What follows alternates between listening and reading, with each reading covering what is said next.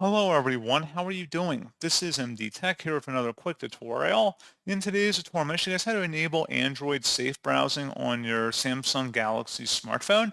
So if you want to turn on and use live threat protection on your Android smartphone, in today's tutorial, I'm going to show you guys how to do it. And without further ado, let's go ahead and jump right into it. All you have to do is swipe up on your home screen and select the Settings Gear button, and then scroll down and select the Security and Privacy tile.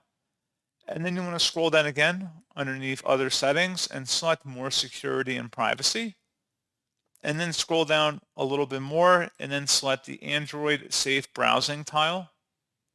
And then scroll down again where it says use live threat protection, the latest version of safe browsing with more accurate threat detection.